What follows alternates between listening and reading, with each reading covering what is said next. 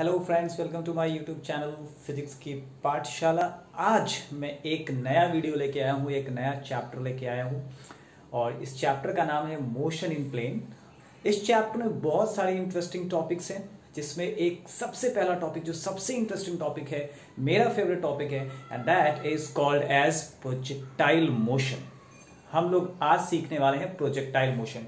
ना दोस्तों, मैं आपको बता दूं, प्रोजेक्टाइल मोशन है तो बड़ा इंटरेस्टिंग, थोड़ा डिफिकल्ट भी हो सकता है मैथमेटिक्स समझने के लिए, लेकिन एक बार अगर आपने दिमाग लगा लिया, थोड़ा ध्यान दे के देखा, तो ये बहुत ही सिंपल टॉपिक होता है और इसके ऊपर बहुत ही अच्छे क्वेश्चंस बनते हैं आपके जेई के एग्जाम के लिए और आपके बोर्ड के एग्जाम के लिए भी। तो ये काफ़ी इंटरेस्टिंग है और आप लोग ध्यान से देखेंगे, पूरा वीडियो देखना। और इससे पहले कि मैं वीडियो स्टार्ट करूँ, as I said, you should press the subscribe and notification bell button before I start the lecture. Alright. Now, projectile motion पढ़ने के पहले हम ये जान लेते हैं कि प्रोजेक्टाइल होता क्या है। ठीक है, प्रोजेक्टाइल वर्ड आपने सुना होगा, हो सकता है आपने नहीं भी सुना होगा। तो प्रोजेक्टाइल का एक एग्जाम्पल मैं आपको बताता हूँ कि आपने बास्केटबॉल देखा होगा। ठीक है, बास्केटबॉल खेलते हुए किसी को देखा होगा। तो बास्केटबॉल में क्या करता है, जो प्लेयर होता है वो एक बॉल को लेता है और ऐसा उछालता है और जो बास्केट में जाके गिरता है ना। बास्केट वो किसी पर्टिकुलर हाइट पे होता है, किसी पर्टिकुलर डिस्टेंस पे होता है और जो प्लेयर होता है वो ये जज कर पाता है कि मैं कितने एंगल पे ऐसे फेंकूं कि वो एक लूप बनाते हुए बास्केट के अंदर चला जाए। तो वो जो बॉल है, जो बास्केट बॉल है या फुटबॉल मान लीजिए, कोई भी चीज, वो एक लूप बनाते हुए उस बास्केट में जाके गिरता है। तो जिस चीज को मैंने थ्रो किया वहां पे, या उस प्लेयर ने जिस चीज को थ्रो किया बास्केटबॉल को, वो एक प्रोजेक्टाइल हो गया और उसने जो मोशन परफॉर्म किया लूप बनाते हुए, उस मोशन को हम लोग प्रोजेक्टाइल मोशन बोलते हैं। तो जब भी आप किसी चीज को थ्रो करते हैं, वो एक कर्व्ड पाथ बनाता है। कर्व्ड पाथ जब बनाता है तो curved path is the example of two dimensional motion या मोशन इन प्लेन। ठीक है, प्लेन का मतलब क्या हुआ, प्लेन के अंदर दो डायमेंशन होते हैं, दो एक्सिस की जरूरत पड़ती है एक प्लेन को एक्सप्लेन करने के लिए। जैसे सर्कल एक एग्जांपल है प्लेन का, उसमें आपको दो एक्सिस की जरूरत पड़ती है। अगर आपको याद हो, सर्कल का इक्वेशन हम लोग क्या लिखते थे, X square plus Y square is equal to R square. तो आपको दो एक्सिस की जरूरत पड़ती थी वहां पे। ठीक है, तो वो एक प्लेन का एग्जाम्पल है। वैसे ही प्रोजेक्टाइल भी एक तरह से प्लेन है। आप बोलेंगे कि सर ये तो पूरा प्लेन नहीं दिख रहा है, तो जरूरी नहीं कि वो पूरा सर्कल दिखे, वो हाफ सर्कल भी हो सकता है। तो इसमें ये एक एक्स एक्सिस है, ये एक वाई एक्सिस है। मींस ये हॉरिजॉन्टली भी ट्रैवल कर रहा है और ये वर्टिकली भी ट्रैवल कर रहा है। तो दोनों तरह का मोशन इसमें दिखने को मिलता है, इसलिए हम इसको मोशन इन प्लेन बोलते हैं। प्रोजेक्टाइल के और एग्जाम्पल हो सकते हैं। अगर आप बुलेट से, आप गन से बुलेट शूट करते तो बुलेट थोड़ी दूर वो सीधे जाएगा और उसके बाद वो एक ऐसा कर्व्ड पाथ ले लेता है। मींस वो भी कुछ इस तरह से ट्रैवल करता है। तो ये भी प्रोजेक्टाइल का ही एग्जाम्पल है। आपने देखा होगा कि जो फाइटर प्लेन्स होते हैं, फाइटर प्लेन्स जब कहीं पे बॉम्ब गिराते हैं तो वो बॉम्ब का पाथ कैसा होता है। लेट अस से ये फाइटर प्लेन, यहाँ पे मैं एक फाइटर प्लेन बनाता हूँ, ये एक फाइटर प्लेन का एग्जाम्पल हो गया। मान लीजिए ये फाइटर प्लेन है जो आगे की तरफ जा रहा है और यहाँ पे एक नोजल होता है जहां से वो बॉम्ब को नीचे लैंड कराता है। तो बॉम्ब वो किसी भी समय में अगर वो गिराएगा तो आपके हिसाब से ये बॉम्ब जो है वो नीचे ऐसे गिरने चाहिए, लेकिन बॉम्ब ऐसे नीचे नहीं गिरता है, बॉम्ब कुछ इस तरह से नीचे गिरता है। तो आप देखो ये जो पाथ है, ये एक कर्व्ड पाथ है, ये टू डायमेंशनल मोशन है, ये एक प्लेन बना रहा है, इसलिए आप इसको एक प्रोजेक्टाइल की तरह बोल सकते हैं। ये भी प्रोजेक्टाइल का ही एग्जाम्पल है। तो प्रोजेक्टाइल के बहुत सारे एग्जाम्पल मैंने आपको बता दिए। नाउ प्रोजेक्टाइल मोशन के टाइप्स होते हैं। There will be 3 types of projectile motion जो आपको पढ़ने होंगे, जिसमें सबसे पहला और सबसे सिंपल प्रोजेक्टाइल मोशन जो है, या सबसे आप ये बोल सकते हैं स्टैंडर्ड प्रोजेक्टाइल मोशन जो है, वो है ऑब्लिक प्रोजेक्टाइल मोशन। क्या है ऑब्लिक प्रोजेक्टाइल मोशन? तो ये डायग्राम जो मैंने यहाँ पे बना के रखा है, ये ऑब्लिक प्रोजेक्टाइल मोशन का डायग्राम है। तो आज हम लोग सीखने वाले हैं oblique projectile motion. Now oblique का मतलब क्या हुआ? ऑब्लिक वर्ड का मतलब होता है जब आप किसी एंगल पे ऐसा यू कैन से स्लांट तरीके से फेंकते हैं, तो आप बोलते हैं कि हम ऑब्लिकली उसको फेंक रहे हैं। तो ये ऑब्लिक है। ये कैसा है? ऑब्लिक है। आप देखिए ये एक्स एक्सिस है, ये वाई एक्सिस है। ठीक है, आपने इसको कैसे फेंका? आप इस प्रोजेक्टाइल को इस डायरेक्शन में कहीं फेंक रहे हैं, जिसकी वजह से इसका पाथ ऐसा हो जा रहा है। तो आप ये किसी एंगल पे फेंक रहे हैं हॉरिजॉन्टल के साथ। तो जब आप हॉरिजॉन्टल के साथ किसी एंगल पे थ्रो करते हैं तो वैसे प्रोजेक्टाइल मोशन को ऑब्लिक प्रोजेक्टाइल मोशन कहा जाएगा। ठीक है, तो आज हम लोग पहले ऑब्लिक प्रोजेक्टाइल मोशन पढ़ेंगे। तो इसमें क्या क्या चीजें देखनी है वो अपन लोग जानकारी देखते हैं, क्या कैसे कैसे निकालना है। अगर इस डायग्राम को ध्यान से देखा जाए, मैं पहले डायग्राम को एक्सप्लेन कर देता हूं। यहाँ पे ये एक्स एक्सिस हो गया, ये वाई एक्सिस हो गया, यहाँ पे यू वेक्टर है। यू का मतलब होता है इनिशियल स्पीड। तो एक प्रोजेक्टाइल को हमने, लेट अस से कि ये एक्स एक्सिस ग्राउंड है, तो ग्राउंड से हमने थीटा एंगल पे ऐसा प्रोजेक्ट किया, ठीक है। तो ये जो वेलोसिटी वेक्टर है वो ना ही एक्स एक्सिस पे है ना ही वाई एक्सिस पे है, वो इन बिटवीन कहीं पे है। तो हमने वेक्टर चैप्टर में पढ़ा था रेजोल्यूशन ऑफ वेक्टर। अगर आपने वो टॉपिक पढ़ा है तो बहुत अच्छी बात है, और अगर आपने वो टॉपिक नहीं पढ़ा है तो मैंने अपना वीडियो बनाया था वेक्टर चैप्टर का, लेक्चर नंबर 3, उसको आप डेफिनेटली देख लीजिए, तो आपको समझ में आ जाएगा कि कैसे रेजोल्यूशन ऑफ वेक्टर करते हैं। वेक्टर जब किसी एक्सिस में नहीं होता है, एक्सिस के बीच कहीं पे होता है, तो उसका कॉम्पोनेंट पता करते हैं। वहां पर मैंने आपको कॉम्पोनेंट निकालना बताया था कि जहां थीटा बनता है वो कंपोनेंट कॉस कंपोनेंट हो जाता है, और उसके अपोजिट में जो कंपोनेंट होता है वो साइन कंपोनेंट हो जाता है। तो u का दो कंपोनेंट हो गया, एक u cos थीटा और एक u sin theta. u cos theta x axis पे लग रहा है इसलिए मैं इसको ux भी बोल सकता हूं, u sin theta y axis पे लग रहा है इसलिए मैं इसको y भी बोल सकता हूं। तो दो कंपोनेंट हो गए ना। इसमें जो u cos थीटा होता है ये एक्स कंपोनेंट है, मतलब वेलोसिटी का एक्स एक्सिस में इफेक्ट है। मींस ये प्रोजेक्टाइल को हॉरिजॉन्टली आगे ले जाने का काम करेगा, ये प्रोजेक्टाइल को एक्स एक्सिस पे आगे बढ़ाने का काम करेगा। और ये जो u sin थीटा है ये प्रोजेक्टाइल को वर्टिकली ऊपर उठाने का काम करेगा, ऊपर की तरफ। तो ये बेसिकली क्या हो रहा है कि ये इस तरह से जा रहा है, मतलब नीचे से ऊपर भी उठ रहा है और बाएं से दाएं की तरफ भी जा रहा है। तो ये एक ऐसा कर्व्ड पाथ फॉलो कर रहा है। बाएं से दाएं ले जाने का काम u cos थीटा करता है, नीचे से ऊपर ले जाने का काम u sin थीटा करता है। तो ये एक चीज आपको समझ में आ गया। ये जो थीटा है इसको हम लोग एंगल ऑफ प्रोजेक्शन बोलते हैं। उसके बाद यहां पे 3 पॉइंट मैंने लिया। O is the initial point जहां से आपने थ्रो किया है। A जो है, A एक ऐसा पॉइंट है जहां तक प्रोजेक्टाइल मैक्सिमम हाइट तक पहुंचेगा, उसके बाद वो और ऊपर नहीं जा पाएगा। तो इस पॉइंट को आप बोल सकते हैं पॉइंट ऑफ मैक्सिमम हाइट, इसलिए मैंने ग्राउंड से इस डिस्टेंस को h लिखा है, where h is the maximum vertical height. और B जो है वो वापस अर्थ पे जब गिरेगा, ग्राउंड पे जब गिरेगा, तो वो पॉइंट है जहां पे वो लैंड होता है। तो जहां से आपने प्रोजेक्ट किया और जहां पे आप लैंड करवाते हो, उस दूरी को, उस डिस्टेंस को हम लोग बोलते हैं हॉरिजॉन्टल रेंज। क्या बोलते हैं हम लोग? Horizontal range. इसलिए मैंने इसको R से डिनोट किया है। तो हमें इस पूरे टॉपिक में क्या क्या चीजें फाइंड आउट करनी है। सबसे पहले कि ये एक पाथ है, ये एक ट्रैजेक्टरी है। पाथ का मतलब ट्रैजेक्टरी भी होता है, ट्रैजेक्टरी और पाथ सिनोनिम्स हैं एक दूसरे के। तो सबसे पहले तो ट्रैजेक्टरी का इक्वेशन निकालना है। जैसे सर्कुलर मोशन है तो सर्कल का इक्वेशन निकालते हैं, ये प्रोजेक्टाइल मोशन तो प्रोजेक्टाइल का इक्वेशन निकालेंगे। मींस इक्वेशन ऑफ ट्रैजेक्टरी अपना पहला टास्क होगा। उसके बाद ये मैक्सिमम हाइट के लिए भी हम फॉर्मूला निकालेंगे कि मैक्सिमम हाइट कैसे कैलकुलेट किया जाए। उसके बाद ये हॉरिजॉन्टल रेंज का फॉर्मूला निकालना है, वो भी एक टास्क है। इसके बाद एक और चीज हम निकाल सकते हैं, वो है टाइम पीरियड, या जिसको हम लोग बोलते हैं टाइम ऑफ फ्लाइट। तो ये एक तरह से फ्लाई करके जा रहा है, फ्लाइट में जा रहा है, इसलिए इसको जो फ्लाई करने में या पूरी फ्लाइट को कंप्लीट करने में जो टाइम लगेगा उसको टाइम ऑफ फ्लाइट बोलेंगे। मींस O से B तक जाने में जो टाइम लगेगा वो हम लोग निकालेंगे, टाइम ऑफ फ्लाइट। तो यहाँ पे 3-4 चीजें हमको कैलकुलेट करनी है, एक एक करके हम लोग स्टार्ट करते हैं। ये ऑब्लिक प्रोजेक्टाइल मोशन है। नाउ सबसे पहले हम लोग ट्रैजेक्टरी का इक्वेशन निकालेंगे और उसके लिए कुछ एजम्पशंस हमको करने पड़ते हैं। वो एजम्पशन बहुत इंपॉर्टेंट है। अगर आप वो एजम्पशन नहीं यहां मेंशन करेंगे, उस एजम्पशन को ध्यान में नहीं रखेंगे, तो आप डेरिवेशन नहीं कर पाएंगे। तो चलो वो अगर इंपॉर्टेंट है तो पहले वो देख लेते हैं। सबसे पहला एजम्पशन जो है वो ये है कि हम कंसीडर करते हैं कि इसके पाथ में जो एयर रेजिस्टेंस है या एयर ड्रैग है, जब वो आगे की तरफ बढ़ रहा है, लेफ्ट से राइट की तरफ हॉरिजॉन्टली बढ़ रहा है, तो हवा उसको आगे की तरफ से रोकने की कोशिश करेगी, जिसको एयर ड्रैग या एयर रेजिस्टेंस बोलते हैं। तो हम ऐसा अज्यूम करेंगे कि एयर रेजिस्टेंस नेग्लिजिबल है या जीरो है। मतलब एक्स एक्सिस में जब बॉडी आगे की तरफ बढ़ेगी तो उसको सामने से रोकने वाला कोई नहीं होगा। मींस उसके ऊपर कोई भी रेजिस्टिव फोर्स नहीं लगेगा, किसी भी तरह का फोर्स उसके एक्स एक्सिस पे नहीं लगेगा।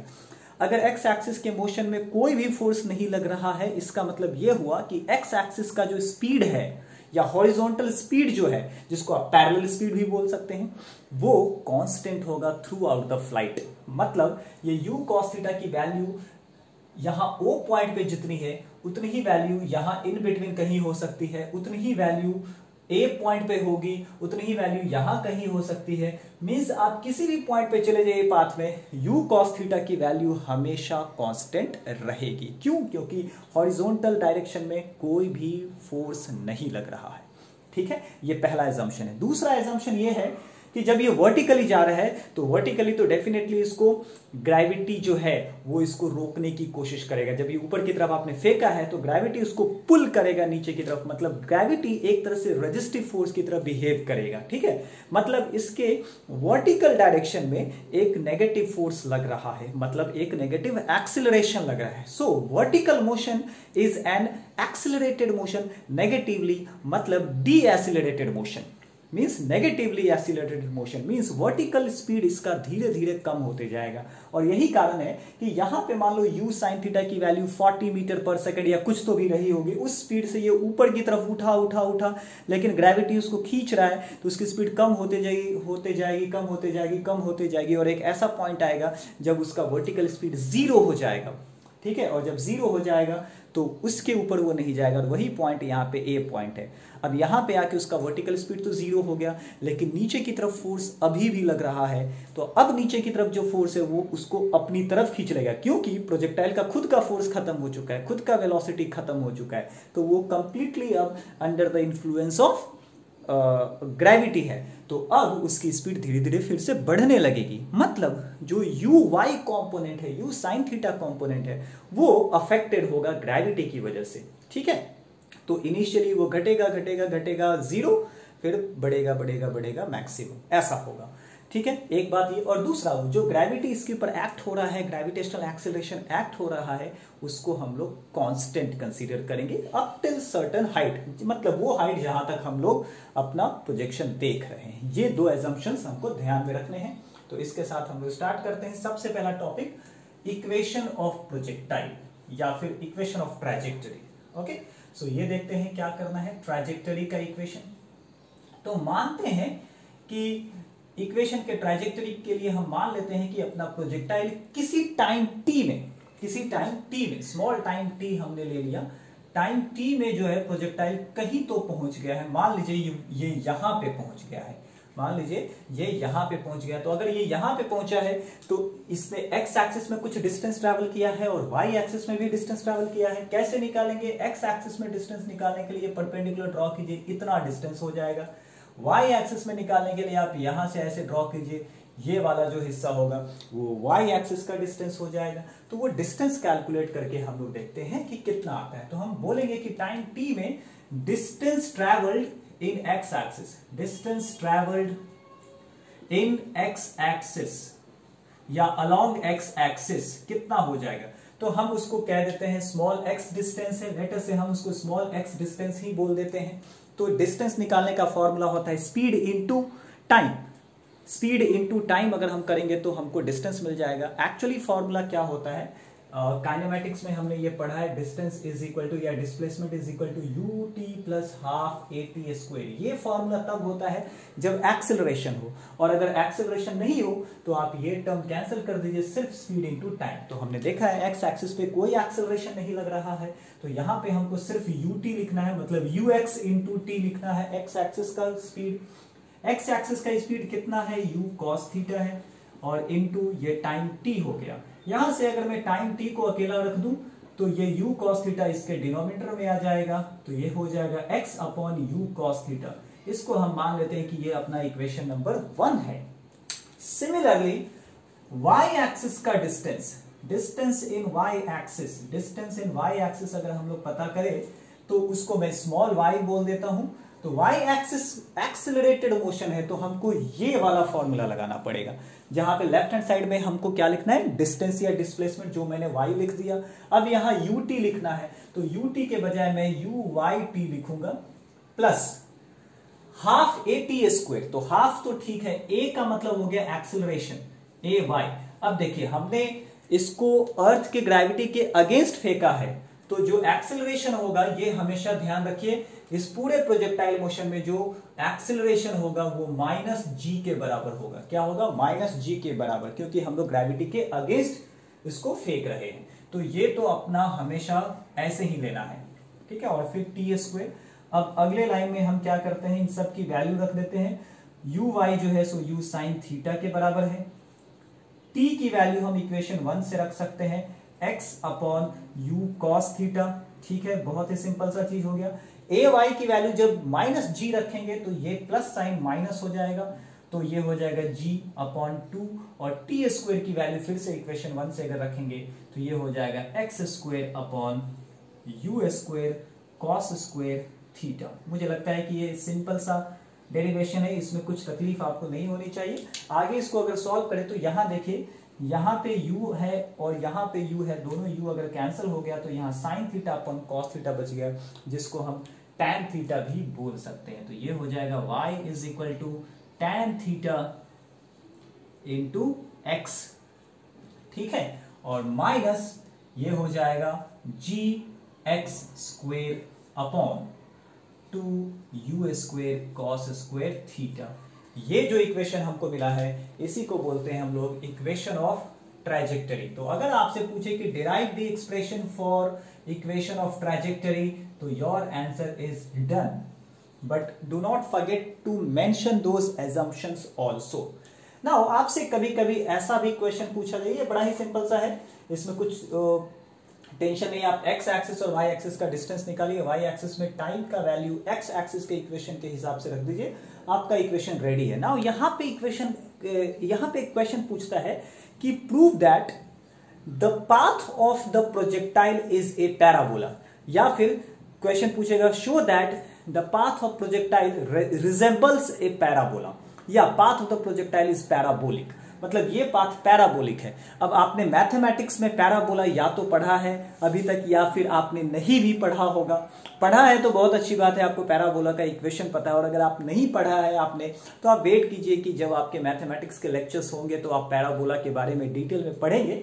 तो इनफैक्ट ये इक्वेशन पैराबोला की तरह ही दिखता है, पैराबोला का इक्वेशन कुछ इसी तरह का होता है। मैं एक सिंपल पैराबोला का इक्वेशन यहां पे लिख देता हूं। सिंपल पैराबोला का इक्वेशन होता है y is equal to 4ax square, plus और माइनस यहां पे हो सकता है, minus plus sign does not matter, what is important is left hand side पे अगर y है तो राइट हैंड साइड पे कोई कांस्टेंट टर्म के साथ एक्स स्क्वायर रहेगा। कुछ उसी तरह का चीज आपको यहां भी दिख रहा है, ये सारी चीजें आपकी कांस्टेंट हैं, तो वहां पे एक्स स्क्वायर आ गया, या यूं बोलिए कि y जो है वो एक्स स्क्वायर के डायरेक्टली प्रोपोर्शनल होता है। तो y जो है सो एक्स स्क्वायर के डायरेक्टली प्रोपोर्शनल है, सो ये पैराबोला को रिजेंबल कर रहा है। तो आप यहां पे बोलेंगे कि this equation resembles a parabola, या फिर आप इसको इस तरह से लिख सकते हैं, tan थीटा को एक कांस्टेंट मान लीजिए जिसको आप अल्फा बोल सकते हैं, तो ये अल्फा एक्स हो गया, और इन सारी चीजों को आप एक कांस्टेंट बीटा बोल दीजिए, बीटा एक्स स्क्वायर, तो यही बीटा आपका 4a की तरह बिहेव कर रहा है, और तब आप कह सकते हैं कि ये एक पैराबोला के इक्वेशन को रिजेंबल करता है, and hence the path of the projectile will be A parabola. ठीक है, so this is how you can answer this question. Now this equation is an important equation which we will keep aside because it will help us to derive other things as well. I hope this is clear. इसमें आपको कोई doubt नहीं होगा. If you have any doubt you can drop your question in the comment box. I'll answer in the next class. Alright, so हम इस equation को side में रखते हैं और फिर दूसरा इक्वेशन देखते हैं. वो क्या है? वो है R का इक्वेशन, मतलब हॉरिजॉन्टल रेंज का इक्वेशन. ठीक है, तो उसको डिराइव करने के लिए हमें ये इक्वेशन 2 की जरूरत पड़ेगी. तो सबसे पहले हम लोग इक्वेशन 2 को साइड में यहां लिख के रख लेते हैं. ये हो गया y is equal to tan theta x minus g x square upon u square cos square theta. ये हम लोगों ने अपना साइड में रख लिया as a bank. And now I am going to derive the expression for horizontal range. Horizontal range को हम लोग कैपिटल R से डिनोट करते हैं, और वो क्या होता है? तो वो डिस्टेंस होता है between the point of projection and point of landing, मतलब O से B तक. तो अगर हम लोग हॉरिजॉन्टल रेंज निकालें, हॉरिजॉन्टल रेंज का जब हम लोग इक्वेशन देखेंगे, हॉरिजॉन्टल रेंज, ना हॉरिजॉन्टल रेंज के लिए जो प्रोजेक्टाइल है वो कहां पहुंच जाएगी? प्रोजेक्टाइल कंप्लीट करने के बाद वो बी पॉइंट पे पहुंच जाएगी. जब हम लोग हॉरिजॉन्टल रेंज निकाल रहे हैं तो पार्टिकल कहां होना चाहिए? बी पॉइंट पे. तो हम इसमें लिख सकते हैं कि body is at point B according to our according to our diagram body is at point B. तो पॉइंट बी पे हम कुछ क्वांटिटीज पैरामीटर्स देखते हैं क्या होता है। वेयर का मतलब पॉइंट बी पे, where we can say that the value of y will be 0, क्योंकि पार्टिकल कहां पे आ गया, पार्टिकल पॉइंट बी पे आ गया, वो एक्स एक्सिस पे लैंड कर गया, तो उसका वर्टिकल डिस्टेंस कुछ भी नहीं रहेगा, 0 रहेगा। तो हम कह सकते हैं कि वहां पे वाई की वैल्यू क्या हो जाएगी, 0, और वहां पे एक्स की वैल्यू क्या हो जाएगी, हॉरिजॉन्टल रेंज के बराबर। यही एक्स है, तो एक्स की वैल्यू कैपिटल आर के बराबर हो जाएगा। तो अगर मैं इसको इक्वेशन 2 में पुट कर दूं या फिर ट्रैजेक्टरी के इक्वेशन में पुट कर दूं ये दोनों वैल्यू, तो हम आर का वैल्यू निकाल सकते हैं। तो हमारा इक्वेशन 2 क्या हो जाएगा, तो इक्वेशन 2 क्या है, लेफ्ट हैंड साइड पे y है तो y की वैल्यू 0 है, राइट हैंड साइड पे tan थीटा x है तो tan थीटा इंटू आर हो जाएगा, माइनस जी एक्स स्क्वेयर है तो जी आर स्क्वेयर हो जाएगा upon u square cos square theta हो जाएगा। यहाँ पे 2 था आई गेस, यू स्क्वेयर के जगह यहाँ पे 2 भी होना चाहिए जहां तक मुझे याद है, 2 वहां से मिसिंग है। तो यहाँ पे हम लोग क्या करते हैं 2 लिख देते हैं, क्योंकि हाफ 80 स्क्वायर आया था, ठीक है। तो यहाँ पे 2 मैं लिख देता हूँ, 2 square cos square theta. Okay, अब देखिए लेफ्ट हैंड साइड पे तो 0 है, यहाँ 2 टर्म है, दोनों में r है, एक जगह r है एक जगह r स्क्वायर है। अगर मैंने r निकाल लिया और लेफ्ट हैंड साइड पे भेज दिया तो 0 अपॉन r विल बी 0, तो एक r खत्म हो गया, यहाँ का r तो निकल गया है, तो आपके पास सिर्फ tan थीटा बचा, और यहाँ पे g upon 2 u square cos square theta बच गया। ठीक है, आई होप इसमें कुछ डाउट नहीं होनी चाहिए। हमें क्या चाहिए, और यहाँ पे एक r भी है, ये r निकालना है। तो इस नेगेटिव टर्म को हम लोग लेफ्ट हैंड साइड पे अगर ले ले तो हमारे पास बचेगा g R square upon 2 u square cos square theta, और ये tan थीटा मैं यहीं पे लिख सकता हूं, tan थीटा को वापस हम लिख देते हैं sin theta upon cos theta. This is very simple. अब देखिए लेफ्ट हैंड साइड और राइट हैंड साइड दोनों जगह tan कॉस थीटा है, लेफ्ट हैंड साइड पे स्क्वायर में है और राइट हैंड साइड पे बिना स्क्वायर का है, तो आप एक बार कॉस थीटा और एक बार कॉस थीटा कैंसिल कर सकते हैं। अगर आपने ये कैंसिल कर दिया तो क्या बचेगा, यहां पे बचेगा g R square upon 2 u square cos theta. तो मैं सिर्फ r को अपने पास रखता हूं, माफ कीजिएगा यहाँ पे r स्क्वायर नहीं है, r है, ये r को अकेला रखेंगे तो बाकी बची हुई चीज को आप राइट हैंड साइड पे सेंड कीजिए। राइट हैंड साइड पे आपके पास ऑलरेडी एक चीज है जिसका नाम है साइन थीटा, ठीक है। फिर आप नीचे से 2 यू स्क्वायर कॉस थीटा को सेंड कीजिए, सो ये हो गया 2 यू स्क्वायर कॉस थीटा, और इस g को सेंड कर दिए तो वो डिनोमिनेटर में आ जाएगा। तो अब जरा ध्यान दीजिए, ये r हो गया, फिर ये यू स्क्वायर बाहर लिखिए, फिर आप 2 लिख दीजिए, फिर साइन थीटा लिख दीजिए और फिर कॉस थीटा लिख दीजिए। मैंने सिर्फ टर्म्स को अरेंज किया है। अरेंज करने का रीजन ये है कि 2 साइन थीटा कॉस थीटा का एक्सप्रेशन होता है साइन 2 थीटा, ये साइन 2 थीटा के बराबर होता है। तो आप यहां पे लिख सकते हैं r is equal to u square sine 2 theta upon g, और यही है आपका expression for horizontal range r। ठीक है, इसको हम मान लेते हैं इक्वेशन 3। तो अपने पास 2 इक्वेशंस आ गए, इक्वेशन 1 आ गई, इक्वेशन 2 आ गया, इक्वेशन 3 आ गया, ये 2 चीजें बच गई। बड़ा सिंपल है, आपको क्या करना है, इक्वेशन ऑफ ट्रैजेक्टरी में y की वैल्यू 0 और x की वैल्यू r रखनी है। क्यों, क्योंकि पॉइंट b पे y की वैल्यू 0 और x की वैल्यू r है। तो हम इसको भी एज अ बैंक बाजू में रख लेते हैं कहीं पे, यहां लिख के r की वैल्यू आ गई you square sine 2 theta upon g। और अब मैं इस पूरे चीज को इरेज कर देता हूं। अगर आपको यहाँ पे डाउट है तो आप वीडियो को रिवाइंड करके वापस देख सकते हैं, ठीक है। और अब हम लोग निकालेंगे कि वर्टिकल हाइट जो हम लोग को निकालना है h, वो कैसे फाइंड आउट किया जाए, वो भी हम लोग काइनेमेटिक्स के इक्वेशन से हम लोग कैलकुलेट कर सकते हैं। सिंपल सी चीज है, बहुत ही सिंपल है। अगर आपको इक्वेशन ऑफ काइनेमेटिक्स पता है, जो 3 काइनेमेटिकल इक्वेशन है उसमें से एक इक्वेशन यूज करके हम लोग वर्टिकल हाइट निकाल सकते हैं। तो अपना नेक्स्ट टास्क है वर्टिकल हाइट, जिसको हम लोग h से डिनोट करेंगे। तो वर्टिकल हाइट के लिए बॉडी कहां होगी, बॉडी पॉइंट A पे होगी, ठीक है, तो हम यहां लिख सकते हैं body is at A, body is at A, जहां पर वेयर, जहां पे अगर मैं आपसे पूछूं y एक्सिस का फाइनल स्पीड क्या होगा, y एक्सिस का देखो v मतलब फाइनल वेलोसिटी या फाइनल स्पीड, और y एक्सिस का कितना होगा, तो हमको पता है मैक्सिमम हाइट पे उसका वर्टिकल स्पीड क्या हो जाता है, 0 हो जाता है, तो हम यहां पे 0 लिख सकते हैं। ठीक है, अगर मैं वहां पे पूछूं कि डिस्टेंस कितना होगा, डिस्टेंस h के बराबर हो जाएगा।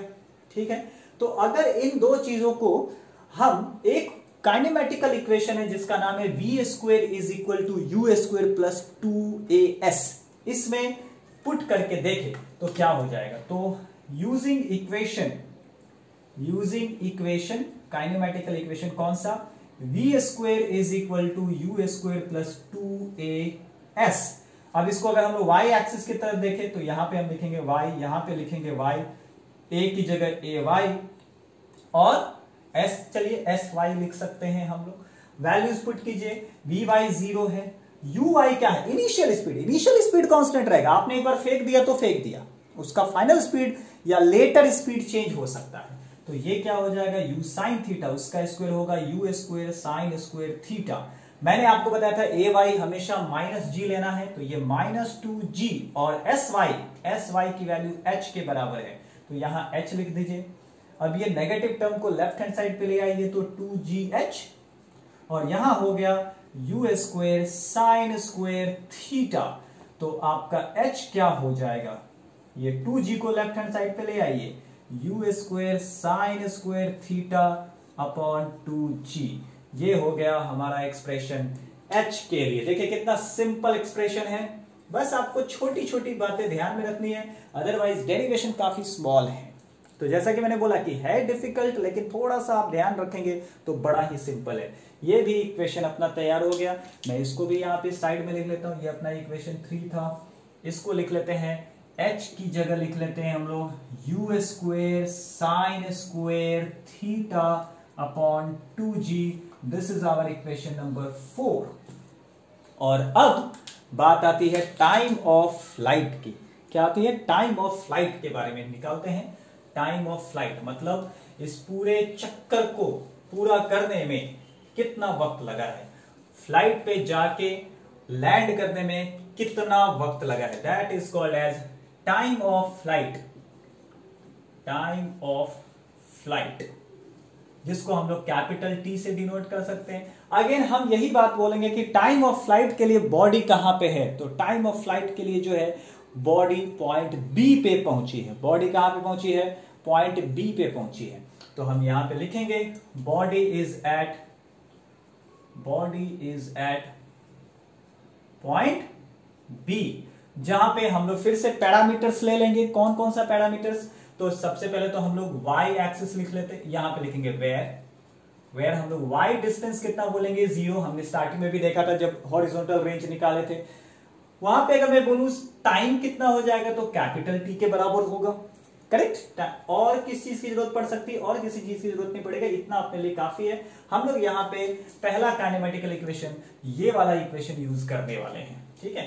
तो using kinematical equation, first kinematical equation जिसका नाम है s is equal to u t plus half a t square, तो चलिए हम लोग लिखते हैं s y is equal to u y t plus half a y t square. अब इसमें वैल्यूज पुट कीजिए, एस वाई मतलब y, एस वाई का मतलब यही आपका एस वाई है, डिस्टेंस इन y एक्सिस, ये तो 0 है, यू वाई तो इनिशियल स्पीड है तो u साइन थीटा हो जाएगा। स्मॉल t को आप कैपिटल T लिख सकते हैं क्योंकि टाइम पीरियड है, वो टाइम ऑफ फ्लाइट है। ए वाई माइनस जी लेना है, मैंने पहले ही बता दिया है, तो माइनस जी बाई 2 और t के जगह कैपिटल T स्क्वायर हो जाएगा। अगेन हमको क्या करना है, नेगेटिव टर्म को लेफ्ट हैंड साइड में ले लीजिए, और सबसे पहले यहां t और यहां t कॉमन निकाल के अगर हम लोगों ने लेफ्ट हैंड साइड में भेजा, लेफ्ट हैंड साइड में 0 है, कैंसिल हो जाएगा, 0 अपॉन t इज 0, तो अपने पास यहां पे सिर्फ u साइन थीटा बचेगा। ध्यान दो, यहां का t, यहां का एक t निकाल के लेफ्ट हैंड साइड पे हम लोगों ने उसको एलिमिनेट कर दिया, तो यहां u साइन थीटा सिर्फ बचेगा और यहां पे gt/2 बचेगा, तो हम लोग यहां gt/2 लिख सकते हैं। लेफ्ट हैंड साइड पे आएगा तो वो पॉजिटिव हो जाएगा और यहां पे u साइन थीटा हो जाएगा। तो इससे हमको t क्या मिल जाएगा, ये 2 वहां भेजिए, सो 2u sin थीटा और अपॉन ये g आ जाएगा। तो ये एक्सप्रेशन हो गया टाइम ऑफ फ्लाइट का, इसको आप इक्वेशन नंबर 5 मान लीजिए। ठीक है, टाइम ऑफ फ्लाइट मतलब पूरे फ्लाइट को कवर करने में कितना टाइम लग रहा है, तो कैपिटल टी टाइम लग रहा है, जिसको आप 2u sin theta upon g बोलेंगे। ये है अपना इक्वेशन नंबर 5। नाउ ध्यान देने वाली बात यह है कि ये जो टाइम ऑफ फ्लाइट है, ये इसके 2 टुकड़े आप कर सकते हैं, 2 इंस्टॉलमेंट हम इसमें निकाल सकते हैं। पहला इंस्टॉलमेंट ये है कि पहले तो पार्टिकल 0 से a पॉइंट पे जा रही है, मतलब ऊपर की तरफ जा रही है, तो ऊपर की तरफ जाना, आगे की तरफ बढ़ने को बोलते हैं एसेंड। ठीक है, और फिर a से b की तरफ वो डिसेंड हो रही है, तो टाइम ऑफ एसेंड और टाइम ऑफ डिसेंड भी निकाल सकते हैं। जब हम ये आपको निकाल के बताएंगे डेरिवेशन, तो आपको पता चलेगा कि टाइम ऑफ एसेंड और टाइम ऑफ डिसेंड सेम होता है, मतलब O से A तक जाने में जो टाइम लगा है उतना ही टाइम A से B तक आने में भी लगेगा। तो आप जरा ध्यान दो, total time 2u sin theta है, इसके 2 टुकड़े हैं और दोनों टुकड़े इक्वल हैं, तो वो टुकड़े कितने कितने होंगे, तो ये 2u sin theta by g है, तो हर एक टुकड़ा u sin थीटा बाई जी के बराबर होना चाहिए। तो ये हम लोगों ने लॉजिकली पता कर लिया अगर इसके 2 टुकड़े करें तो। लेकिन वो टुकड़े कैसे निकालेंगे उसका इक्वेशन भी हम लोग देख लेते हैं। तो हम इसमें टाइम ऑफ एसेंट निकाल लेते हैं, टाइम ऑफ एसेंट कितना आता है और फिर टाइम ऑफ डिसेंट कितना आता है वो भी हम लोग निकाल लेंगे। सो टाइम ऑफ एसेंट अगर देखा जाए, टाइम ऑफ एसेंट, तो टाइम ऑफ एसेंट के लिए पार्टिकल कहां पे होना चाहिए, पार्टिकल पॉइंट ए पे होना चाहिए, बॉडी कहां होना चाहिए, time of ascent. Time of accent के लिए जो है वो बॉडी, तो टाइम ऑफ एसेंट के लिए बॉडी कहां है, बॉडी पॉइंट बी पे है। ठीक है, तो टाइम ऑफ एसेंट को अगर हम लोगों ने टी ए से डिनोट किया तो बॉडी पहुंच जाएगी पॉइंट बी पे। तो अभी हम लोग एक इक्वेशन यूज करेंगे, वो अपना तीसरा काइनेमेटिकल इक्वेशन है, जिसको हम लोग बोल सकते हैं v is equal to u plus a t. तो देखो इसमें हमको किस चीज की जरूरत पड़ने वाली, इसमें हमको v की जरूरत और t की जरूरत। तो हम अगर बोले कि body is at A, body is at A, तो ए पॉइंट पे हम क्या बोल सकते हैं, ए पॉइंट पे we can write v y की value 0, vertical final speed is 0। ठीक है, और टाइम जो है वो टी ए के बराबर हो जाएगा, मतलब टाइम ऑफ एसेंट के बराबर हो जाएगा। सो अगर हम लोगों ने काइनेमेटिकल इक्वेशन यूज किया, देयरफॉर अगर हम लोग ये काइनेमेटिकल इक्वेशन यूज किए, v y is equal to u y plus a y t, तो इसमें देखो वी वाई फाइनल स्पीड है जो कि 0 है, यू वाई इनिशियल स्पीड है जो कि यू साइन थीटा के बराबर है। ठीक है, ए वाई जो है हमको माइनस जी रखना है और ये टी ए के बराबर हो जाएगा।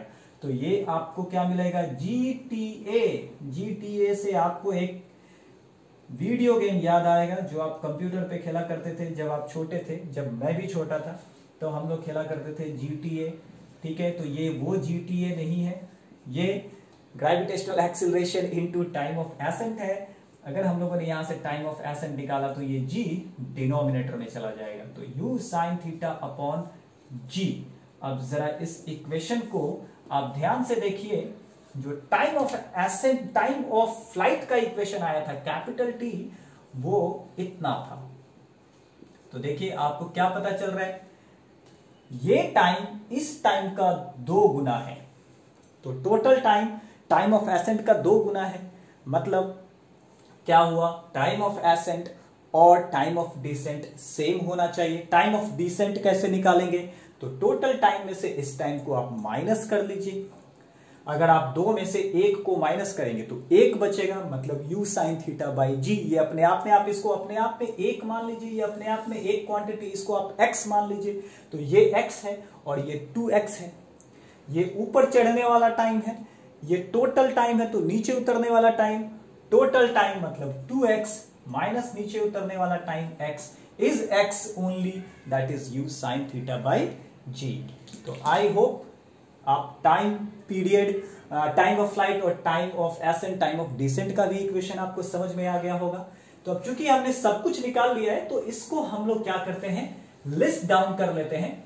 लिस्ट डाउन करने का रीजन ये है कि मैं आपको बताना चाहता हूं कि ये सारे के सारे फॉर्मूले तकरीबन एक जैसे दिखते हैं, थोड़े कंफ्यूजिंग हैं। तो इसको आप भी जब पढ़ेंगे तो एक नोटबुक पे या फिर एक लेटर पैड पे, एक नोट पैड पे अच्छे से लिख के और फिर आप इसको ढंग से याद रखेंगे, मेमोराइज करेंगे कि आपको बाद में जाके कहीं कंफ्यूजन ना हो। कभी कभी क्या होता है, इक्वेशन तो सिंपल है, इक्वेशन सिंपल है लेकिन एक जैसा है, सिमिलर है, तो सिमिलर है तो हमें बहुत बार ऐसा होता है कि कंफ्यूजन हो जाता है। ठीक है, आप ये देखो आर का इक्वेशन अगर आप देखेंगे u square sine 2 theta by g है। एच का इक्वेशन अगर आप देखेंगे तो u square sine square theta by 2g है। टाइम पीरियड का अगर आप देखेंगे so 2 sine theta by g है। मैं बात कर रहा हूं इन तीन इक्वेशन के, तो काफी नजदीकी दिखने वाले इक्वेशन है, इसलिए आपको केयरफुली ये इक्वेशंस ध्यान में रखने चाहिए। इसलिए मैंने ये सारे इक्वेशंस लिस्ट डाउन कर लिए। इसको एक और तरीके से बोला जा सकता है, देखिए जब हम लोगों ने स्पीड निकाला था एक uy था और एक ux था, ठीक है, ux, तो ये जो दो कंपोनेंट है ये हॉरिजॉन्टल एंड वर्टिकल है, तो आप इसको ux और uy की जगह बोल सकते हैं it is u parallel and it is u perpendicular. तो आप ये सारे फॉर्मूले इस तरीके से भी याद कर सकते हैं। तो देखो कैसा इक्वेशन आ गया, कैसा इक्वेशन आता है वो देखते हैं। r के जगह ये राइट हैंड साइड को देखो क्या है, u स्क्वायर साइन 2 थीटा है, क्या है, u स्क्वायर साइन 2 थीटा है। तो साइन 2 थीटा को क्या लिखा था हमने, sine theta into cos theta लिखा था। तो मैं इसको ऐसे भी लिख सकता हूं, u sine theta into u cos theta भी लिख सकता हूं मैं, ठीक है। और यहां पे 2 भी बाजू में कहीं पे लिखना पड़ेगा, ऐसे भी लिख सकते हैं। तो देखो ये 2u square sine theta cos theta हो गया, ठीक है, अपॉन g है। तो देखो ये क्या हो जाता है, इसको और क्या लिखा जा सकता है, 2u साइन थीटा का मतलब हो गया u परपेंडिकुलर और u कॉस थीटा का मतलब हो गया u पैरेलल अपॉन g।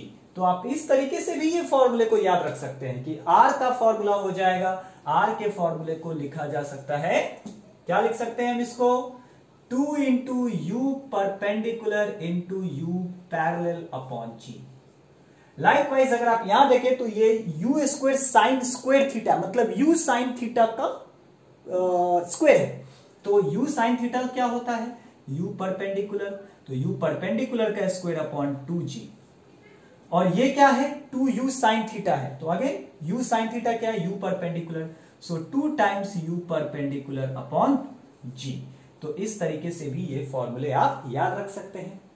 साथ ही साथ आप इसमें ये भी पता कर सकते हैं कि एंगल अगर चेंज करेंगे तो अकॉर्डिंगली ये पैरामीटर्स कैसे कैसे चेंज हो जाएंगे। सारे इक्वेशंस में आपको थीटा के टर्म्स में एक्सप्रेशंस दिए गए, सारे एक्सप्रेशंस थीटा के टर्म्स में है, चाहे वो r हो, h हो या t हो, वो थीटा के ऊपर डिपेंड करता है। और आपको पता है कि थीटा की वैल्यू जैसे जैसे चेंज करेंगे तो ये वैल्यूज भी चेंज हो जाएंगे। तो अगर r का मैक्सिमम वैल्यू पता करना हो तो साइन 2 थीटा का वैल्यू मैक्सिमम करना होगा। साइन 2 थीटा या साइन थीटा बोलो, साइन 2 थीटा बोलो, साइन 3 थीटा बोलो, mean sine of some angle की मैक्सिमम वैल्यू 1 होती है। तो अगर आपने इसको 1 बना दिया तो r की वैल्यू मैक्सिमम हो जाएगी which will be equal to u square by ji.